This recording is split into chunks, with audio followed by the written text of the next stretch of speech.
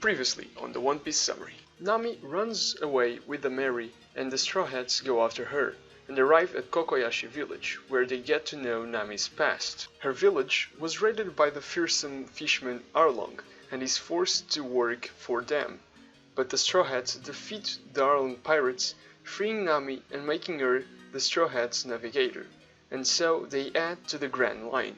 Luffy is overjoyed with his new bounty of 30 million bellies. The Straw Hats spot Loguetown in the horizon, the birth and deathplace of Gold Roger, the king of pirates, and so they decide to do their last stop there, to grab some supplies. Meanwhile, the bounty posters reaches Luffy's hometown and draw Kumi Hawk, who also delivers Luffy's wanted poster to Shanks, who celebrates. In Loguetown, Zoro decides to buy 2 swords, to replace the 2 that he lost fighting against Mihawk. There he meets Tashigi, who looks just like Kuina. She helps Zoro pick the swords, identifying the sword that Zoro chose as the Sandai Kitetsu.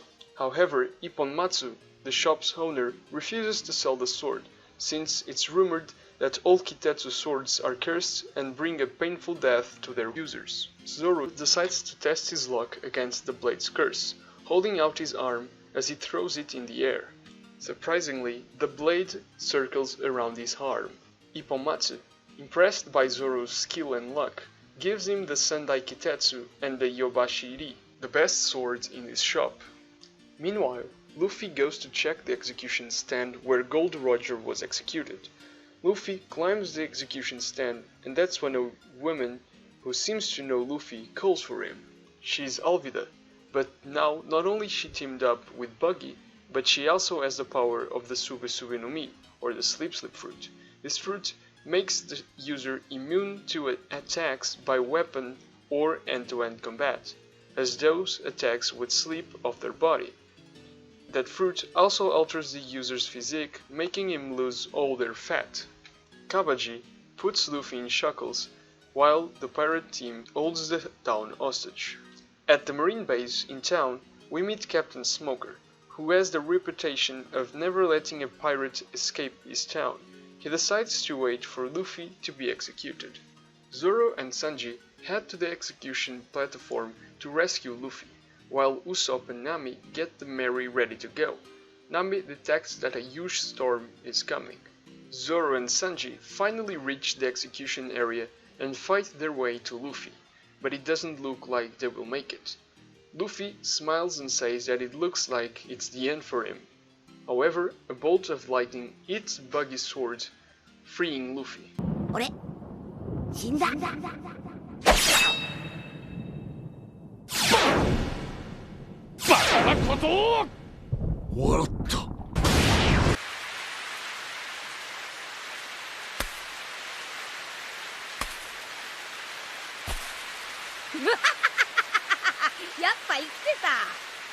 Smoker, who was waiting for Luffy's death, is impressed and compares Gold Roger and Luffy, as they both smiled while facing death.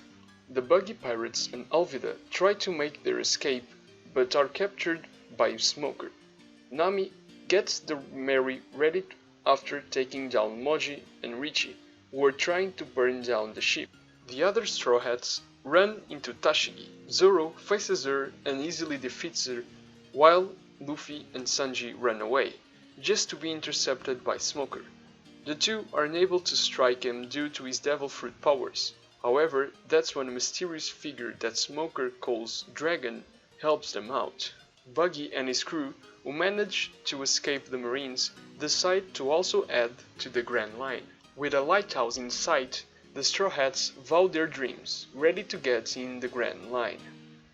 俺はオールブルーを見つけるために俺は海賊王俺は大剣豪私は世界地図を書くために俺は優雅なる海の戦士になるためだ行くぞグランドレイン As the Straw Hats sail through the storm, Nami realizes they have to go up the reverse mountain to finally get into the Grand Line. Suddenly, the storm stops, Nami realizes they entered the calm belt, where there are no winds or currents. They struggle to get out after being surprised with the huge sea kings that infest Calm Belt and go up the reverse mountain, which is not an easy task. When they come down, the first thing the Grand Line has to offer is a huge blue whale called Laboon, blocking their path. The Mary crashes against the whale and breaks its masthead. Luffy punches Laboon's eye in retaliation. Laboon opens his mouth and swallows the going Mary, although Luffy manages to escape. Before the whale dives underwater, Luffy finds a door to the interior of Laboon. Meanwhile, the rest of the Straw Hats find themselves sailing towards an island inside Laboon's stomach. They are attacked by a giant squid, which is taken down by a man called Crocus. That's when Laboon starts ramming himself into Reverse Mountain, injuring his head. Two mysterious people, named Mr. Nine and Miss Wednesday, prepare themselves to kill Crocus and use Laboon to feed the people in their town. However, Luffy crashes against them by accident, and they all fall into the same place where the other Straw Hats and Crocus are. Crocus runs to sedate Laboon, but takes two bazooka shots in the process to protect Laboon. Luffy then defeats the two rogues. Crocus tells the Straw Hats about Laboon's past. Flashback time. Over 50 years ago, a pirate crew that entered the Grand Line were pursued by a small whale. The small whale had grown attached to the pirates, but the pirates couldn't take Laboon because he was still fragile. So they promised they would come back for him. After 50 long years, Laboon is still waiting for the same pirate crew. Back at present day, the Straw Hats leave Laboon's interior and throw the rose to the sea. Crocus reveals that he discovered that the crew that was with Laboon had not died, but had escaped the Grand Line, leaving Laboon behind. He told this to Laboon, but that was when Laboon started ramming his head against Reverse Mountain, in disbelief. That's when Luffy takes Mary's mast and plugs it into Laboon's open injuries. The two begin to trade blows, and Luffy proclaims himself as Laboon's rival from now on, promising to set their fight after he and his crew finish their journey. 俺たちの勝負はまだついてねえんだ。だからまだ戦わなきゃならない。お前の仲間は死んだけど、俺はずっとお前のライバルだ。じゃあグランドラインを一周したら、またお前に会いに来る。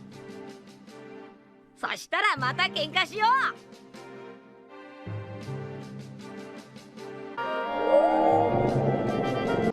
This made Laboon happy, and so Luffy paints the Straw Hat Jolly Roger on Laboon's forehead as a mark of their promise.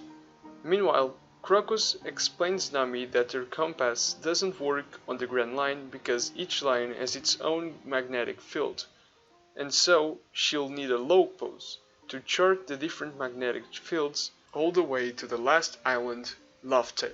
Crocus gives Nami a log pose after Sanji and Luffy broke Mr. Nine and Miss Wednesday log pose that ended up falling in the Mary.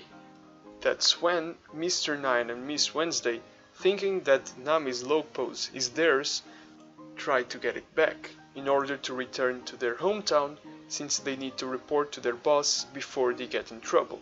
However, that's when Mr. 13 and Miss Wednesday, also known as the Unluckies, come to try killing them.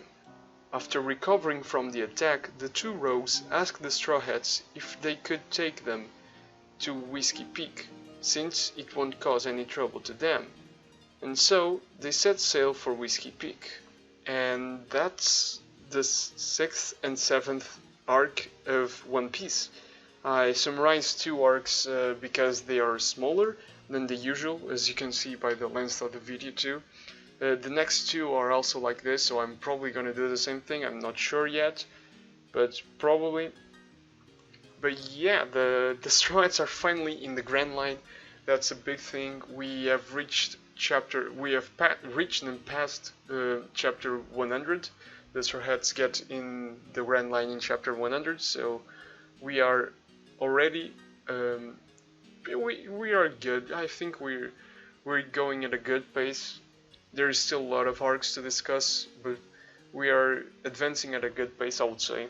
And yeah, thanks a lot for watching, and remember to leave your like and subscribe. Comment your questions for the SBS down there. Watch the SBS because I always give some extra info that I don't do in the summaries because they're summaries after all. And yeah, that's it. Let's go to the next episode PQ. The Straw Hat Pirates arrive at Whiskey Peak and are welcomed with open arms, but they quickly realize things are not what they seem, and an even bigger surprise is uncovered. Next episode, Whiskey Peak and Little Garden Arc. 海賊王に俺はな